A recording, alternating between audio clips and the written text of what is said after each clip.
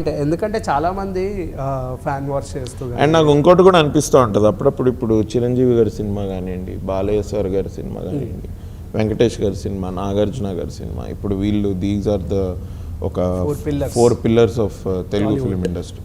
And వాళ్ళకు సుదీర్ఘమైన travel ఉంది ఇండస్ట్రీలో. ఒక్కొక్కళ్ళు 30-40 ఇయర్స్ నుంచి ఇండస్ట్రీలో సినిమాలు చేసి మనకి they all formed our childhood. Exactly మన ఏజ్ గ్రూప్కి వాళ్ళు they were our childhood. They are still making films. వాళ్ళకి ఇప్పుడు కూడా సినిమాలు హిట్ ఉన్నాయి. ఇప్పటికీ వాళ్ళు సూపర్ స్టార్సే. They make big numbers in theatres. నాకు ఏమనిపిస్తుంది అంటే అట్లీస్ట్ వాళ్ళకైనా రివ్యూ రాయకుండా వదలలేరా? రాస్తారు కదా. నేను అంటున్నా ఏంటంటే as a token of appreciation or as honouring them right review. వాళ్ళ సినిమాలకైనా మండే రోజు రాయండి రివ్యూ, పోయిందే ఉంది.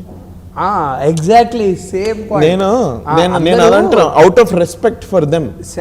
వాళ్ళ సినిమా ఎలా అడిగారు, ప్రతి ఒక్కళ్ళ సినిమా వాళ్ళు కూడా ఏమని అడుగుతున్నారంటే Day 1 రివ్యూ కాకుండా మీరు ఎందుకు Day 2 ఆర్ Day 3 ఇవ్వకూడదు? మిగతా వాళ్ళందరూ అనేది నాకు కాదు, నేను అనేది Telugu film industry is talking about.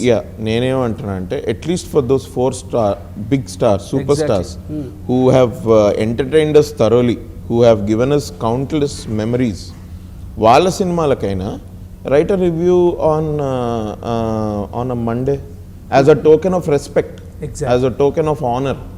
అట్లా చేయొచ్చు కదా. అది కొంచెం ఎందుకంటే వాళ్ళు కూడా ఆల్ దీ స్టార్స్, ఎస్పెషలీ ఈ నలుగురు ఎప్పుడు they were always there.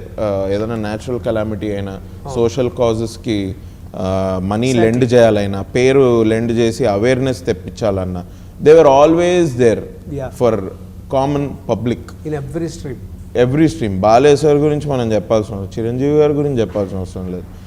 Nagarjuna గారు చేస్తారు.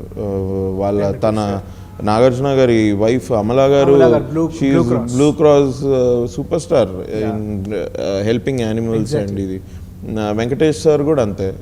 He also lent his name too many times. అప్పుడు హుడ్ ఇది ఉన్నప్పుడు ఆయన చేయలేదా?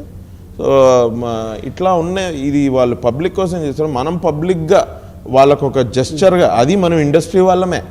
పబ్లిక్ వాడు ఎట్లయినా వాళ్ళు సినిమాలు చూసి వాళ్ళకి నచ్చుతుందా నచ్చలేదా వాళ్ళు చెప్పుకుంటారు. ఎట్లయితే ఇండస్ట్రీ వాళ్ళు ఒక నోబెల్ గెస్చర్ లాగా అట్లా చేస్తే ఇట్ విల్ బి గుడ్.